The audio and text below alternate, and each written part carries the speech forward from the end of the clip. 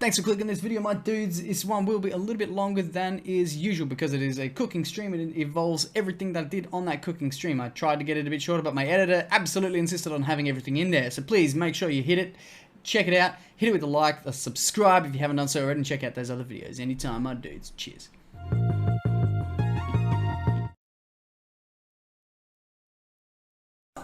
How about now? Huh? Oh yeah, we got sound! You fucking love to see it! Yes, you do! Alright, we're here, okay. We got a camera here, okay. And we got a screen here, alright, so that's the setup. That's the setup, okay, alright, that's the setup. So, it's a full another setup. I had to rebuild a whole fucking computer today to make this shit happen, so... alright, I hope you'll appreciate this. Australian classic is the Milo. Right? The Milo. Now everybody knows what Milo is, but does everybody know how it's supposed to be done? This is something that has come up in my life many times. Milo is fantastic. Okay, if anybody doesn't know Milo, it's actually fantastic. It's literally a malt extract, and it's just brilliant. Anybody who doesn't know Milo. So this is the way to do it. Normal teaspoon. We grab the normal teaspoon. And it's gotta be like this, okay? Heaped teaspoon. Boom. 2 of those. Heaped teaspoons, right? Boom. Easy. Good to see you, my dude. Mountained heaps. Right. And then you stir that bitch in. Stir it in. Okay? And what we have is, turn it to an actual brick over time. The brick of my Milo brick. Okay, and then you refill, you don't refill, you continue to fill the rest of the cup. Okay, in any case, it ends up as a good, chocolatey, delicious, it tastes chocolatey, right? It tastes chocolatey, but it's not actually done with chocolate. And there we have a good, old-fashioned Milo. Polly, how you doing? Can you get a recipe list? Yeah, Milo milk. Pretty fucking expansive recipe, I know. And that tastes like childhood. Right there. You can't miss. If you can miss with fucking Milo, following that recipe, Milo and... Now, people who don't know how to do Vegemite, I have seen 100 million, well, that's probably an exaggeration. I've seen at least 7 different food reviews where they've tried Vegemite. Is Vegemite hard to do? No. Do people do it wrong? Fucking yes, there it is. Okay, we have the plate. We're then going to get out a piece of bread. And this is fresh bread, I bought this today. Yeah, I got this bread today. Toast it. Now, there's exactly 2 ways to do this. We have normal white bread. Okay, we have normal white bread. This is how Vegemite on bread works. Okay. Butter. We have normal, regular, everyday butter. If you can't work butter, I mean, there's butter everywhere, okay? Okay, you get out a bit of butter. Standard amount of butter. We spread this on the bread. Okay. Maybe a bit more butter because I didn't grab enough the first time. But, normal amount of butter. This is buttering bread. It's very, very simple. If you can't butter bread, like you're actually, no, not margarine. What the fuck? Why would you, Polly, man, you make me sad, dude, okay? And then we have my good old friend, my personal hombre, Vegemite. Now, if you don't know Vegemite, this is, in fact, the 2-minute segment for you. Vegemite, standard in Australia. Standard. In a glass jar, like straight up yeast extract, straight up vitamin B goodness. You can't miss. Vegemite is actually incredibly, it's just fantastic stuff. It's like, Marmite is not begging Flaming Dagger, you can shut the fuck up. Yes, you can. Marmite is actually made by Satan himself. Right here we have probably a very close to about correct amount. And what happens here, all right, we have our buttered bread, okay? So we're gonna spread this on. And what happens is, this kind of gets spread in. Now, it varies slightly It varies slightly only, okay? This could be considered the right amount of Vegemite. Some people would consider this not enough. Some people would be considering this correct. This, to me, is the right amount. This is how I would have my Vegemite on bread, right? It's got a kind of like, it's not Nutella, okay? It's not Nutella, okay? That right there, that's how you eat Vegemite on normal child's party. One might have buttered bread. Now that sounds like a weird thing to do, right? No, it's not. So you would butter your bread as per normal. Okay. Right? We'd butter some bread. We'd get some more butter for the second piece of bread because you've got to actually, it's got to be buttered. Like properly buttered. I mean, I'm not saying like 1 point micron thick of butter. It's got to have the amount. Hundreds and thousands. And we put them right on there. Like that. That right there is fairy bread. Really, really easy. Kids fucking go nuts for it. I'm not even kidding when I say that, okay? Absolutely nuts. Because that right there is actually straight crack to a child. And anybody who doesn't know that is actually doing life wrong. So what would usually be served is in small triangles, like so. That right there. That is how your fairy bread would be served at a child's party.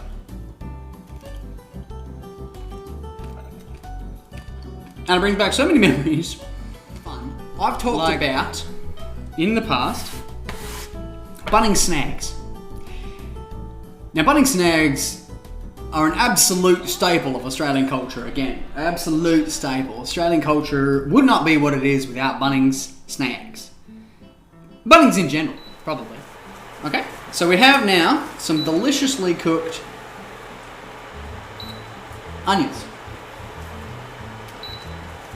Okay, some of them go onto, now I'm going to be more generous than they are at Bunnings, of course, because they're working to a budget. And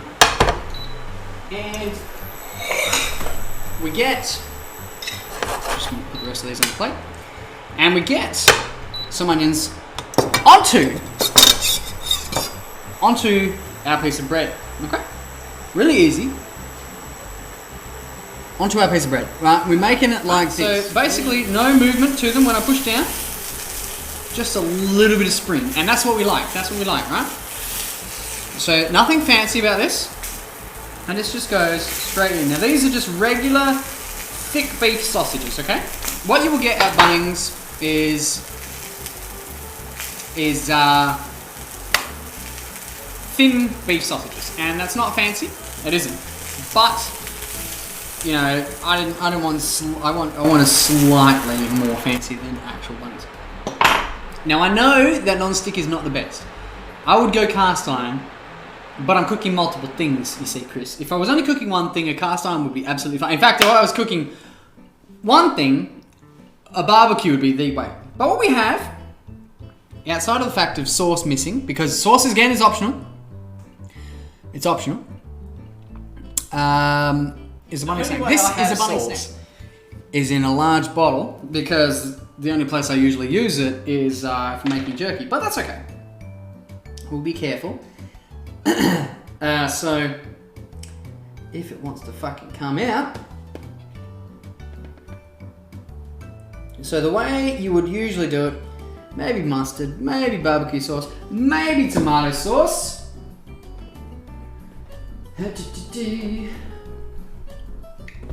Like so, okay? Straight on the top. 250, very, very easy. And that right there, that is a Bunnings snag.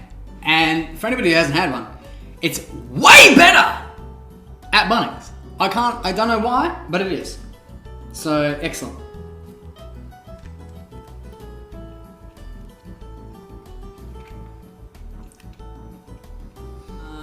In that, we're going to do the Australian lot burger. Okay? To the most effect. So an Australian lot burger is not that far different from any normal hamburger, cheeseburger style thing. It involves a little bit of salad, some beef, some cheese. So if you're keen for that, that's what I'm going to make. I just need to get the cheese out of the fridge. Cheese is not good to leave out of the fridge for too long, so I'm going to go ahead and get that. So what we're going to do, again, nothing fancy. Anybody can do this at home. And we just flip them straight over. Okay? Anybody can do that. And what we haven't done is season that side any. So we're going to do a little bit of that. Not too much, not too much.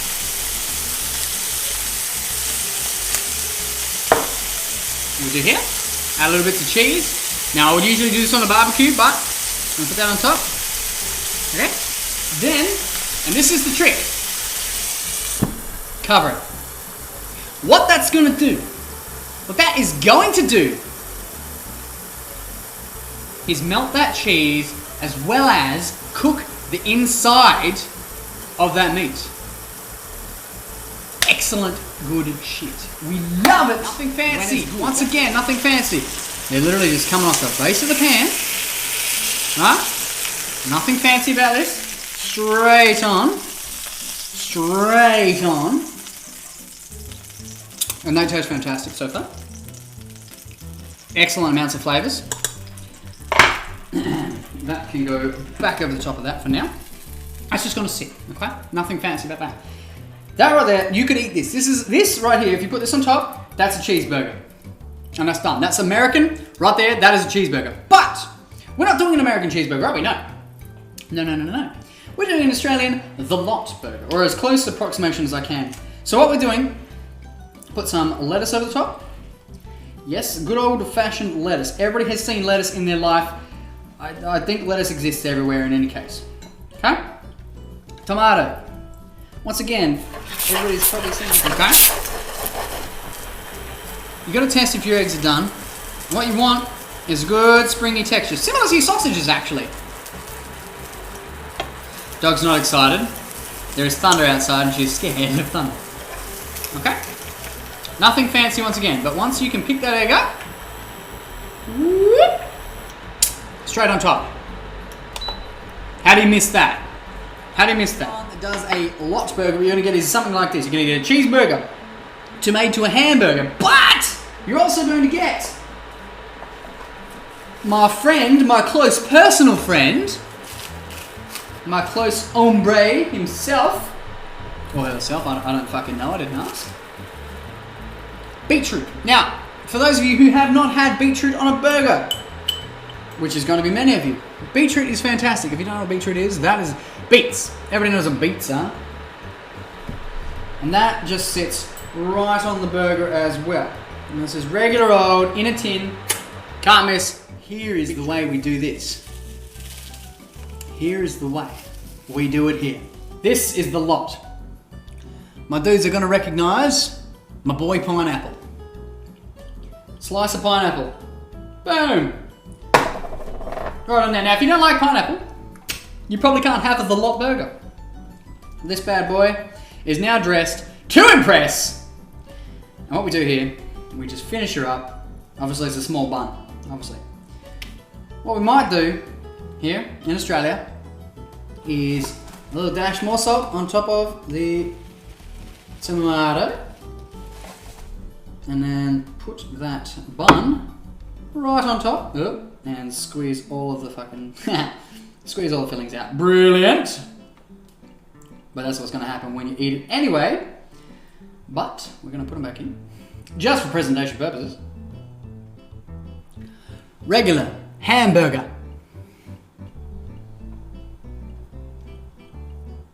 Australian, the lot burger. Now this is the way you do it. I tell you. Because when you take that bite,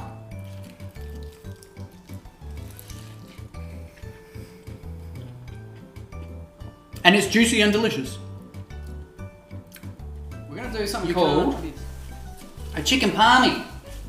Staple, Australian culture, staple. Of Australian culture, called the chicken Parmy. Now, the reason I call it Australian, even though it is actually typically an Australian, a British dish, the Parmigiana, a British dish, fucking Italian dish, the Parmigiana. We're doing the pub meal of Australia. The one. If you were coming to here and you say, what's the pub meal of Australia? What is the meal I'm going to go and get to a pub? I'm going to go and get that meal. It is the chicken Parmigiana. Chicken Parmy. You're going to grab your chicken. Nice little piece of flat chicken. You're going to dunk it in the unborn, also known as the egg. You're just going to roll that around a bit so that it gets coated in the egg. And from there, alright, so we've got a nice eggy piece of chicken. Okay? After that, what's going to happen is it's going to go into the crumbs. Yes, the crumbs. I'm going to coat it with the panko. Now, you can just kind of help that on. If there's not enough in there, you can just kind of coat it a bit more. Okay? So what we're doing here is literally just coating that chicken. And what that's doing is creating a crust for the chicken to react with the oil here. And you see what we've got here is this little, you see this little bubble ring that should be coming through. And what we have, once we reveal that, is a half done piece. So this will need 3 to 8 minutes on either side, depending on how hot you have your pan. Personally, I've only got it at kind of medium heat, so you know, a couple minutes either way. And all we're going to do is flip that over. Now, I know it looks a little bit black, and it will, because it's charring up, but that's okay, because that's your base. That's your base. No stress. It's not burnt. That's what happens with the panko breadcrumbs. So we're gonna leave that for another minute or so. Actually, excellent.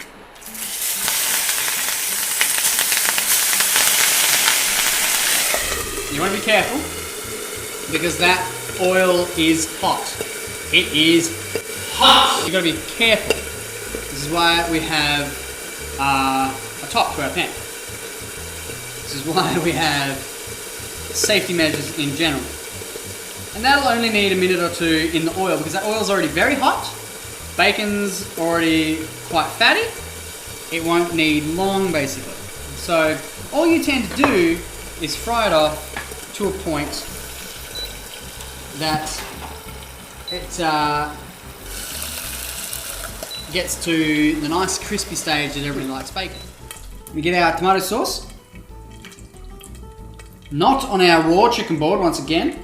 And we're going to just put a bit of that on there. This is a very basic Parmy, but this is what's happening. Okay.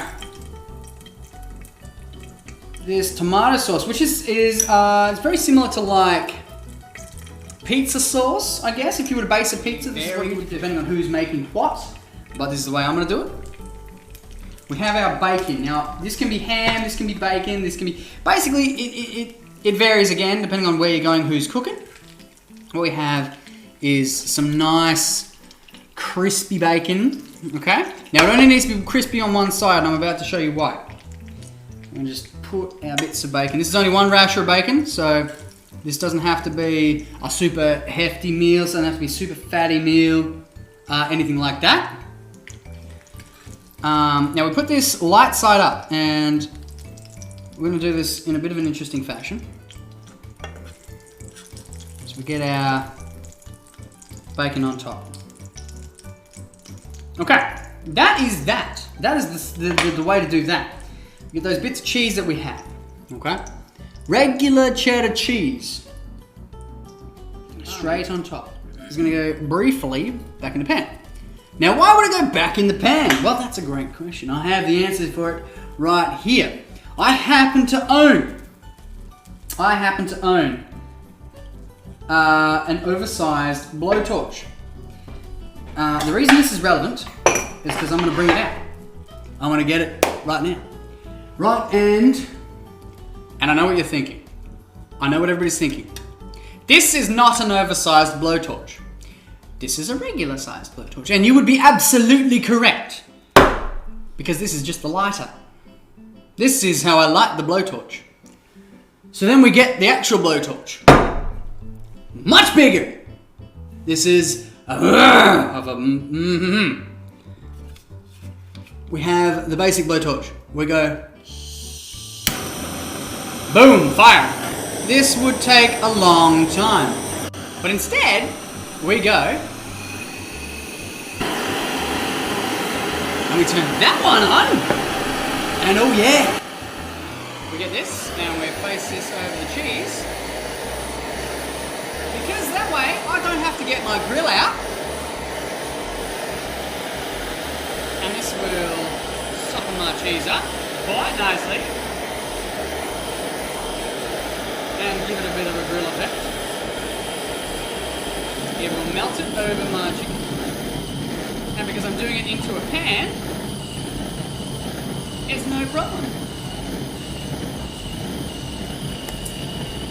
It'll crisp up the top. It'll melt my cheese. Is there a downside? No, because this is easily the coolest way to do this. The coolest! And there we have it. That is it! Bro. Bear with.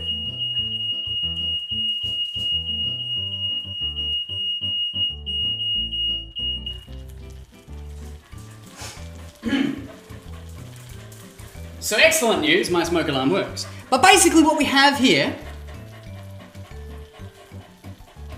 is a chicken parmy. It's done. It's fantastic. It's excellent.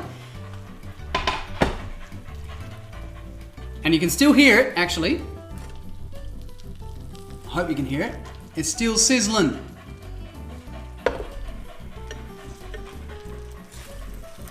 And when I say that is the coolest way to do shit, I'm not even kidding. Right there, we have no damage to the place. I haven't set everything on fire. The smoke alarm fucking thinks I have, but I haven't. We have one deliciously cooked. Like, delicious. Okay? We're gonna demonstrate right now.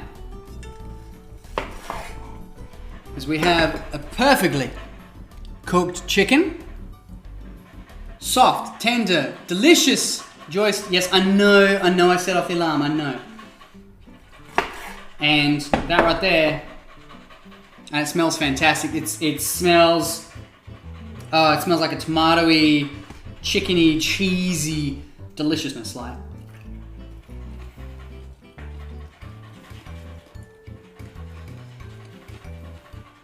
Before I leave you this evening, I'm going to leave you 3 good bits of advice to follow your life by the 3 commandments of this channel. They're as follows. Number 1, stay hydrated, my dudes. I cannot stress this enough. You're going to be hydrated. If you're not hydrated, you're doing it incorrectly.